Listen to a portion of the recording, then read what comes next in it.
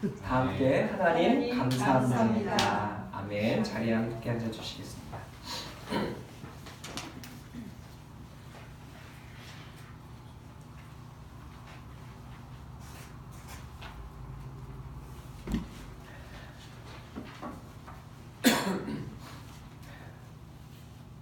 욥기는 우리 신앙의 모든 바람이 완성된 모습을 보여주는 욥의 모습을 이야기하는 것으로 시작합니다.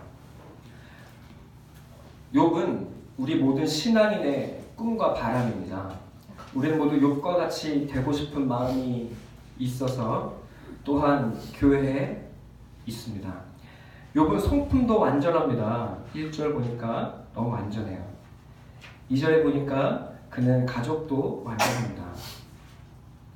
그리고 그는 재산도 완전할 뿐만 아니라 신앙도 완전합니다. 여러분 너무 부러우시죠? 저만 그런가요? 네, 저도 이렇게 되어지길 원합니다.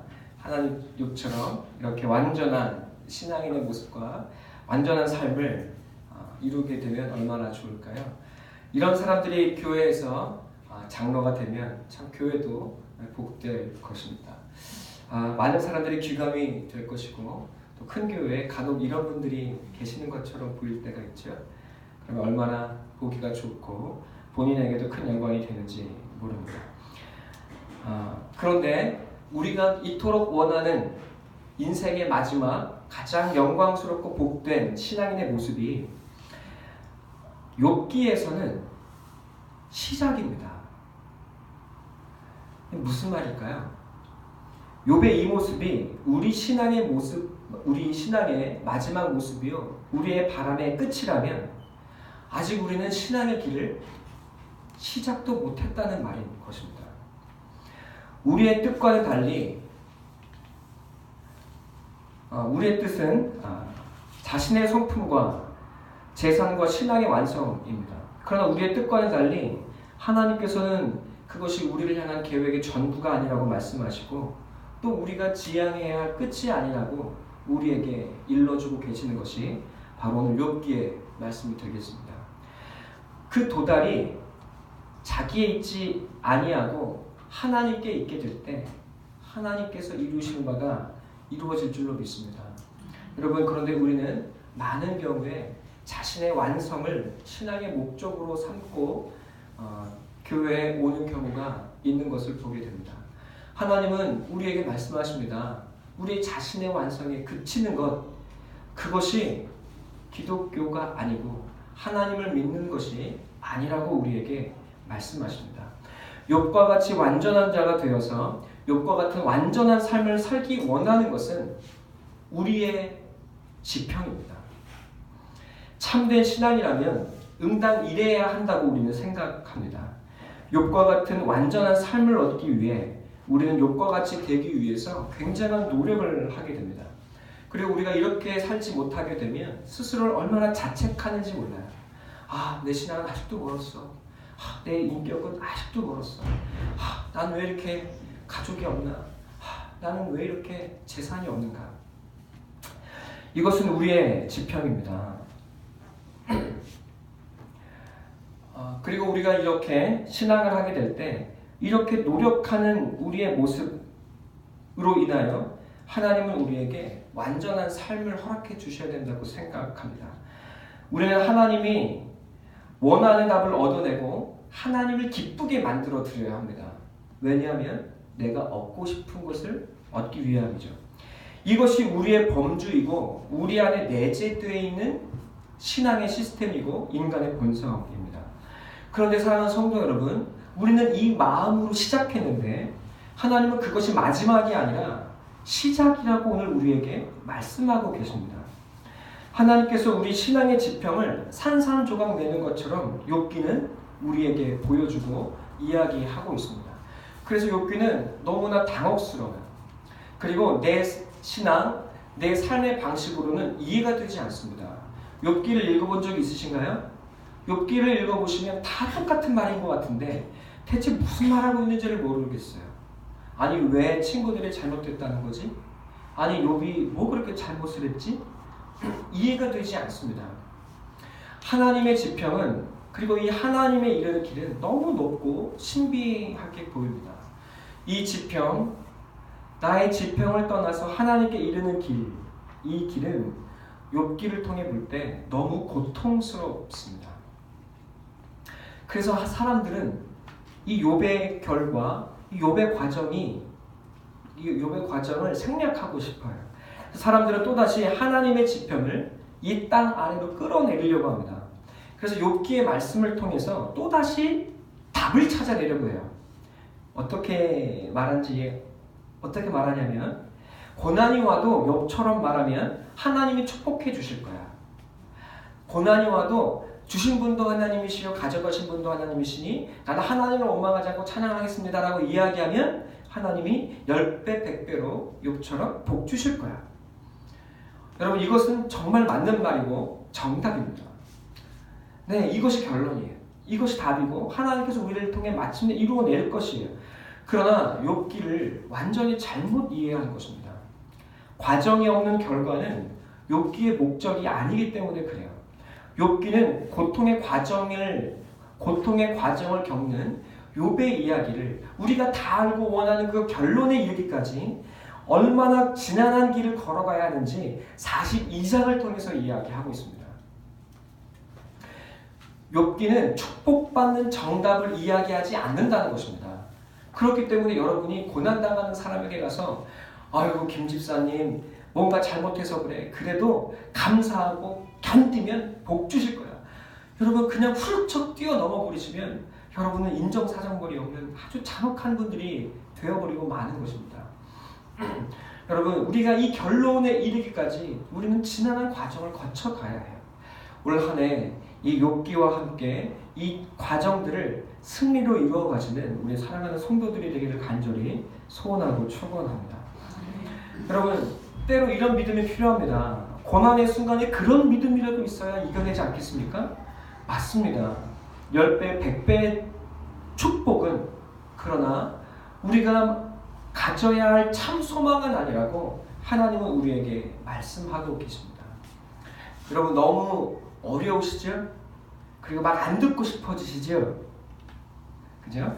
네, 그러나 욥기를 통해 우리는 깊어지고 넓어지고 높아지게 될 거예요.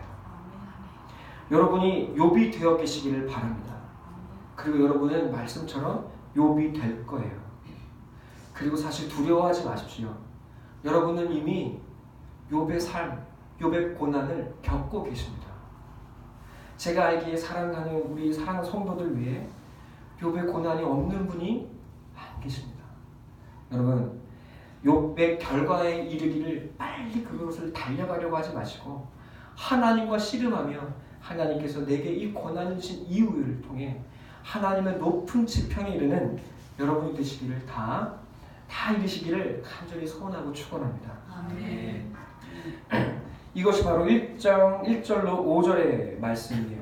6절로 8절에 보니까 9절에 보니까 이렇게 이야기하죠. 어느 날 천사와 사탄이 하나님 앞에 모여 섰습니다. 하나님께서 묻습니다.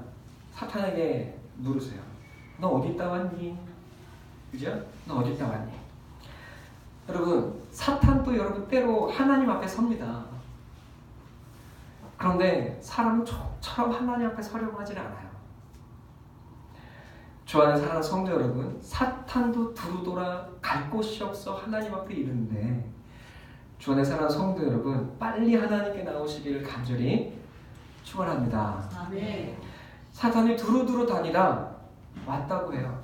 왜 두루두루 다녔을까요? 하나님 없이 자기가 왕노릇할 수 있는 곳을 찾아서 열심히 다녔을 거예요. 그래서 어떤 놈을 잡아먹을까? 어떤 놈을 넘어뜨릴까? 어떤 놈을 힘들게 해서 하나님 마음 좀 아프게 해볼까? 엄청 고민했겠죠? 여러분, 혹시 여러분도 사탄 따라서 두루 돌아다니시다가 이 자리에 오시지 않으셨습니까? 하나님 없이 자기가 왕노릇할 수 있는 곳을 찾아서 열심히 다녔을 것입니다. 여러분, 그러나 이 세상에 그런 것은 없습니다. 돌고 돌아도 결국 하나님 앞에 이르게 되어 있습니다. 세상은 하나님의 땅입니다. 갈 곳이 없어요. 어디밖에? 하나님밖에 갈 곳이 없어요. 여러분, 사탄도 하나님 앞에 이르는데 끌려가지 마시고 하나님과 함께 나아가는 여러분 되길 바랍니다. 아멘. 사탄과 그에 속한 마음, 사단의 마음은 이렇게 하나님의 다스림을 받고 싶지 않아서 방황해요. 여기저기 돌아다닙니다.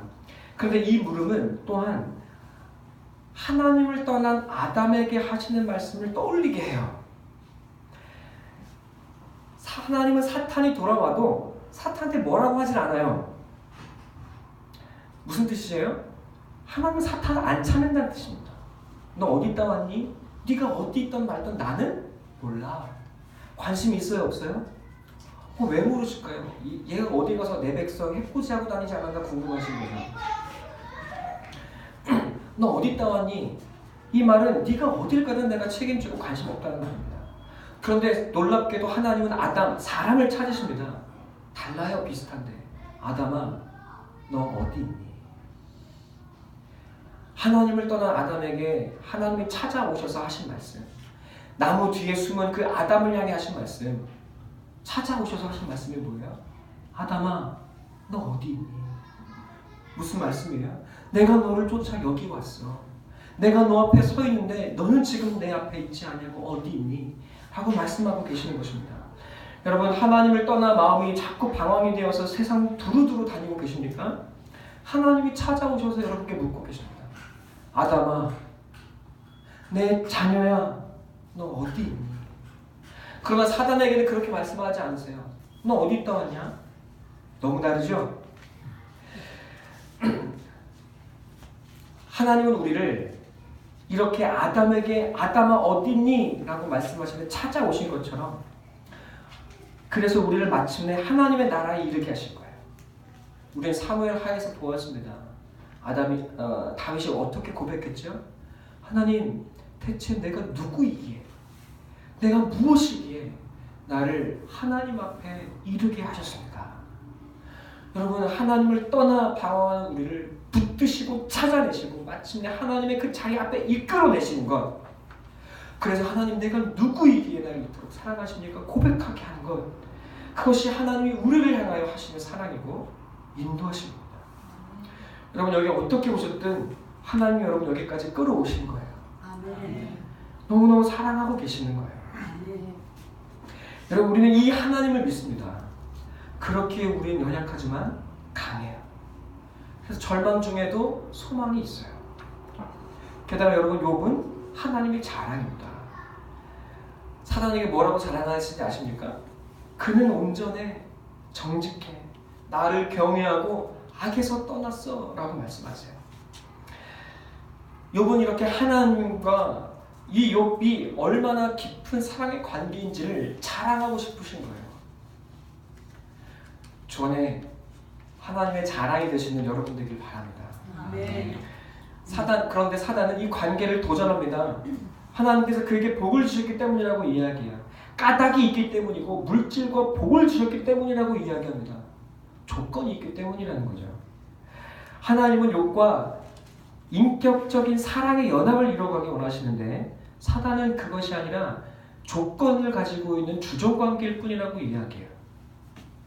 사랑이 아닌 욕망과 물질이 매개라고 도전하고 있는 것입니다. 그래서 물질을 다치면 주를 향해 욕을 하고 주를 저주하고 떠나갈 것이라고 혹은 장담을 하죠. 사단이 매길 겁니다. 하나님이 뭐라고 하세요? 좋다고 하세요. 이제 우리가 두려워하는 고난이 시작될 찰나입니다. 우리는 이야기하죠. 하나님, 왜 또 자랑질은 하셔가지고, 왜 내 길을 걸게 만드셔가지고, 하나님 대체 왜? 이렇게 이야기합니다. 전에 사는 성도 여러분, 하늘의 하나님과 이 땅의 사탄 사이에 낀 사이, 이것이 우리의 자리예요. 우리는 하나님과 사탄 사이에 껴버렸습니다. 이 거대한 힘과 이 세력 사이에서 우리는 옴짝달싹하지 못해요. 이것이 우리의 형편입니다. 우리의 속담에 이렇게 이야기하죠. 고래 싸움에 새우 등이 터지는 거예요. 이 인생의 현실입니다. 그런데 여러분, 또한 이것이 인생의 신비예요. 사람이 무엇이길래 대체 한낱 솔로몬이 전도에서 이야기하는 것처럼 겨울철 한순간 입김처럼 사라지는 우리 인생이 대체 무엇이기에 아니 하나님과 사탄이 우리를 가지고 내기라고 싸움을 한다고 이야기하고 있습니다. 하나님과 사탄이 사람을 붙들고 맞붙습니다. 하나님은 왜 자기 능력을 이 연약한 사람과의 관계를 통해서 증명하고자 하실까요? 그까지 사탄 없애버리면 그만이지 않습니까? 하늘에 하나님이 이 땅에 죄악이 보일 때, 하나님을 거스르는 것들이 보일 때 그냥 없애버리면 그만이잖아요. 일이 쉽지 않아요, 그러면? 힘을 가지고 하면 쉽지 않습니까? 여러분, 그런데 세상에는 힘으로 되지 않은 것들이 있더라고요. 자녀를 키워보니까 알겠어요. 제가 이도원과 이시인을 힘으로 윽박지고 야! 그러면 애들이 어떻게 할까요? 들어요. 그런데 저는 매일 목소리가 커집니다. 왜? 힘으로 하니까 안 바뀌어요. 이도원이 항상 저에게 이야기해요. 아빠는 맨날 성질만 내. 제가 이 아이를 얼마나 사랑하는지 몰라요. 하나님이 여러분을 가지고 너 왜 자꾸 죄를 저질렀어? 하지 마! 그러면 하나님께서 여러분 뭐라고 말씀하실까요? 하나님 맨날 성질만 내 하시면서 하나님께 나아가시겠어요? 안 나가시겠어요? 안 나가는 거예요. 못 나가는 거예요. 여러분, 이 말의 의미는 무엇일까요? 하나님께서 한낱 사람에 불과한 욥을 믿으신다는 말이에요. 이 연약한 사람을 믿으시고 사탄과 자기 능력을 걸고 사탄과 내기를 하신다는 말이에요. 하나님이 사람을 믿습니다. 우리가 오직 물질이 아닌 사랑으로 주님과 하나님 백성, 조건이 아닌 이 조건을 넘어서 하나님의 신부가 되게 하시기 위해서 협박과 힘이 아닌 사랑으로 나 주님께 나를 사랑으로 드리기 원해. 이 고백을 듣고 싶으셔가지고 하나님이 우리를 그렇게 인도해 가기 원하신다는 말이에요. 위대한 하나님의 계획입니다. 여러분, 곰곰이 생각해 보세요. 세상에 믿을 만한 사람이 있습니까? 세상의 모든 사람이 죄인이라고 말합니다. 사람은 믿음의 대상이 아니에요. 믿음의 대상은 하나님뿐입니다. 사람을 믿을 만하지 못해요. 그런데 사람을 믿지 마십시오. 그런데 하나님은 사람을 믿으신대요. 여러분은 사람을 믿지 마십시오. 여러분 예수를 믿으셔야 돼요. 사람은 믿음의 대상이 아니에요. 그러나 하나님은 죄인된 사람을 하나님의 믿음의 대상으로 키워가시겠다고 말씀하고 계시는 거예요.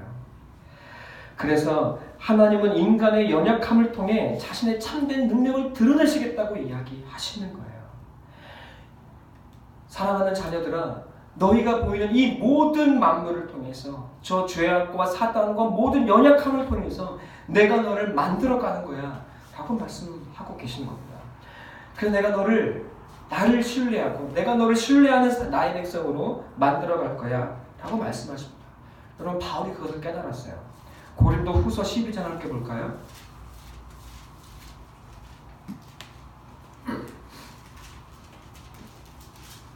12장 7절부터 10절까지 함께 봉독하겠습니다.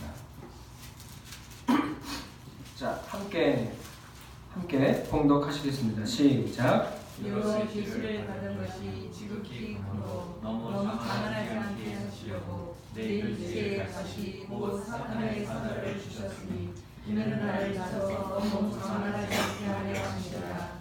이것이 내게서 떠나가게 하기 위하여 내가 3번 주께 간구하였더니 나에게 이르시기를 내 은혜가 내게 족하도다. 이는 내 능력이 약함에서 온전하였으리라 하시니라. 그러므로 도리어 크게 기뻐함으로 나의 여러 약한 것들에 대하여 자랑하니 이는 그리스도의 능력이 내게 머물게 하려 합니다. 그러므로 내가 그리스도를 위하여 약한 것들과 능력과 궁핍과 박해와 곤고를 기뻐하노니 이는 내가 약한 그때에 강함이라. 아멘. 바울이 이야기해요. 하나님, 내 인생에 가시가 많아요. 가시가 있어요. 너무 아파요. 빼주십시오. 하나님, 제가 이것만 없으면 정말로 당당하고 떳떳하게 멋지게 주님 위해 살 수 있을 것 같아요. 하나님 말씀하십니다. 아니, 내 은혜가 너에게 족해. 나는 이 가시를 통해서, 사탄 가시를 통해서 너를 만들어가고 훈련하고 이 너의 연약함을 통해서 나의 능력과 이 세상의 사탄과 그 가시를 이기는 강한 나를 만들어 가는 거야. 여러분, 하나님께서 우리의 삶에 아픔과 가시와 사탄을 없애지지 아니하시는 이유입니다. 아멘. 아멘. 그러면 하나님은 대체 왜 우리를 가지고 내기를 하실까요? 우리 아담과 하와의 이야기가 떠오르게 되는 것을 보게 돼요. 하나님이 선악과를 만드십니다. 먹지 마 하고 말씀을 주세요. 어떤 의미일까요? 너 먹지 마. 너 먹으면 내가 죽여. 그가 아닌 거예요. 아멘? 아멘. 그런 게 아니에요. 여러분, 하나님은 고난을 주시고 얘가 잘하나 못하나 원망하나 원망하지 않나 이것을 보는 분이 아니에요. 사탄에게 만들어 놓고 기껏 만들어 놓고 제 사탄에 넘어가나 안 넘어가나 내가 살펴봐야지 시험하시는 분이 아니에요. 그래서 얘가 합격하나 불합격하나 따지고자 하는 분이 아닙니다. 시험에 합격하고 불합격하는 건 우리의 관심사죠. 신앙생활 잘하면 천국 보내줄게. 잘못하면 내가 지옥 보내줄게. 이런 하나님이 아니세요. 하나님과 사탄 사이에 껴서 이러지도 저러지도 못하는 우리를 하나님은 사탄을 이기는 하나님의 자랑으로 만들어 가시려고 하는 것입니다. 하나님께서 아담과 하와에게 선악을 알게 한 나무를 왜 주세요? 하나님의 말씀, 하나님의 생명을 주고 싶으신 거예요. 하나님의 말씀을 순종하는 것이 하나님의 피조물로 그저 이 세상을 다스리는 자가 되어지게 하는 것이 아니라 하나님의 말씀을 받아서 하나님의 말씀이고 내게 생명이 되고 능력이 되고 통치가 되어서 하나님과 함께 왕노릇하고 하나님의 백성이 되고 자녀가 되게 하시려는 하나님의 인도하심이고 이끄심이라고 우리에게 말씀하고 계시는 거예요. 여러분, 하나님께서 우리를 믿으시는 것은 하나님께서 우리를 믿으시기 때문이고 하나님께서 우리를 붙드시기 때문입니다. 어떻게 붙드세요? 아담과 하와, 너 선악과를 먹었지? 어디 있니? 내가 너 포기하지 않고 쫓아가서 내 앞에 이르게 할 거야 하시는 분이 우리 하나님이시라는 거예요. 왜 아담과 하와를 믿으세요? 내가 너를 붙들 거니까. 내가 너를 사랑하니까. 그 사랑을 믿으시는 거예요. 마침내 우리를 그렇게 이끌어 가시고 만들어 가신 거예요. 여러분, 이제 드러나기 시작합니다. 하나님은 왜 내기를 해가지고 왜 또 자랑질을 하셔가지고 이제 드러나기 시작하는 거예요. 인간은 하나님과 사탄 사이에 낀 연약한 존재입니다. 세상은 하나님과 사탄 사이의 전쟁, 선과 악의 싸움 같이 보여요. 우리 인생은. 그러나 이 땅에 보이는 표상이 그러다 할지라도 하나님은 사탄을 통해서 우리를 연단케 하시고 온전케 하신다고 말씀합니다. 사탄도 어려움도 고난도 다 하나님의 손 안에 있습니다. 하나님은 이 모든 것을 통해서 우리를 자신에게 이끌어가고 우리를 고귀하고 이 모든 것을 이기는 능력의 사람으로 만들어 가시겠다는 거예요. 우리의 모든 아픔과 연약함과 실패와 좌절과 고난을 통해서 하나님은 우리를 마침내 자신에게로 이끌어 가십니다. 그렇기에 성도의 삶에 상처도 고난도 아픔도 덮을 필요가 없어요. 과거도 외면할 이유가 없어요. 여러분, 이 모든 것은 하나님께서 우리를 통해 극복하신, 우리가 하나님을 통해 극복해낸 우리의 훈장이 되고 우리의 자랑이 될 것입니다. 이것이 고난을 극복해낸 우리 인생의 그리고 우리 존재와 성도의 위대함이 될 거예요. 아픔과 고난이 없는 인생이 없습니다. 그것을 뚫어낸 고난의 흔적을 가진 위대한 자로, 그리고 그래서 많은 사람에게 위로자가 되게 하시고 표대가 되게 하시는 성도의 삶을 우리는 초청받고 나아가고 있는 중이신 거예요. 여러분, 이것이 인간이고 인생이고 하나님의 부르심입니다. 이 길, 이 하나님의 부르심을 기꺼이 수용하고 걸어가신 여러분이 되기를 원합니다. 만일 우리가 사탄이 말하는 그 물질과 축복이라는 조건에 매여서 여러분, 우리가 이 땅에서 원망하고 불평하고 두루두루 세상을 돌아다니며 하나님이 주신 하나님이 아닌 다른 조건을 찾아 헤맨다면, 그래서 이 땅의 지평에 떠나지 않겠다고 머물러 있다면 우리는 사탄의 자리에 사탄과 함께 영원히 머물게 될 거예요. 우리의 신앙의 첫 욥의 모습에 머무는 것이라면 우리는 그저 사탄의 땅에 매여 이 지팡이에 머무는 자가 되어 있을 것입니다. 하나님은 우리를 하늘에 속한 사람으로 이끌어가기를 원하세요. 이것이 하나님의 지평이고 우리 인간의 지혜로는 이해할 수 없는 하늘 향한 길입니다. 자, 그래서 이 지평이 충돌하는 것, 이것이 바로 욥기 1장의 말씀입니다. 욥기 1장에서는 이 두 지평이 충돌해요. 땅의 안전과 축복에서 머물라고 하는, 이 세상의 조건에서 머물라고 하는 사탄의 지평과 우리의 지평이 있습니다. 그러나 하나님 우리를 가만히 두지 않으세요. 우리를 하늘로 이끌어 가세요. 우리를 하늘이 되게 하시려는 하나님의 지평이 있어요. 이 충돌이 바로 앞으로 나오게 될 욥의 고난입니다. 우리는 여러분 정답을 원합니다. 그래서 이 정답을 가지고 이 세상의 지평에서 머물고 싶어요. 심지어 복음도 십자가도 나를 위한 정답으로 여기고 이용합니다. 복음으로 십자가로 하나님께 나아가는 것이 아니라, 하나님을 얻는 것이 아니라 이 땅에서 더 나은 자기와 더 나은 삶을 만들고 싶어 해요. 그러나 하나님은 욥에게 그러셨던 것처럼 우리의 삶을 뒤흔들기 시작하십니다. 고난이 찾아와요. 그래서 모든 것을 앗아가시는 것 같아요. 절망의 바닥까지 내려가서 이제는 할 수 있는 것이 울고 엎드려 예배하는 것밖에 남게 되지 않는 그때가 찾아올 때가 있어요. 하나님의 외에 의지할 것이 없어서 떠날 수도 없습니다. 주 안에 사랑하는 성도 여러분, 그때 참 예배가 시작됩니다. 우리는 이것에 대해서 욥기 1장 마지막 부분에서 보게 되는 거예요. 이것이 신앙의 길이에요. 여정이에요. 그러나 이것이 끝이 아니에요. 하나님은 우리에게 신령과 진정의 예배만을 받겠다고 하시는 분이 아니에요. 하나님은 우리의 이 고난의 현장 가운데 이 두 지평의 충돌 속에서 우리에게 한 가지를 분명하게 하십니다. 그의 몸에 손을 대지 말라. 욥이 하나님의 지평에 이르기까지 하나님은 그의 생명을 붙드시겠다는 약속입니다. 우리는 욥의 결말을 너무나 잘 알고 있어요. 하나님의 뜻이 욥에게 이루어지기까지 하나님은 욥을 지키시고 붙드실 것입니다. 그리고 그렇게 하셨어요. 아무리 큰 아픔과 고난에도 그가 하늘 향한 길이 맞춰지기까지 하나님은 붙드시고 마침내 말씀의 자리까지 나아가게 하십니다. 그것은 하나님을 얻는 것이고 하나님과 함께 영광의 자리에 앉는 거예요. 세상을 두루 다니며 삼킬 자를 찾던 사단의 먹이였던 우리가 사탄을 밟고 일어서는 그 아담을 향한 약속이 우리 삶에 이루어지게 하시는 하나님의 축복이에요. 하나님이 이 높은 지경으로 우리를 부르고 계십니다.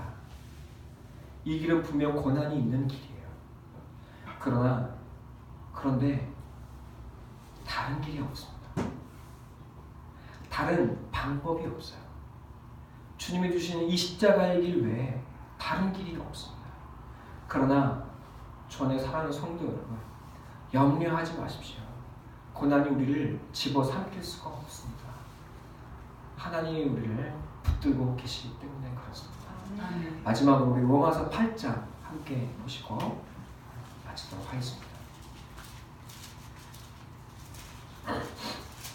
8장 32절 함께 봉독하겠습니다. 로마서 8장 32절.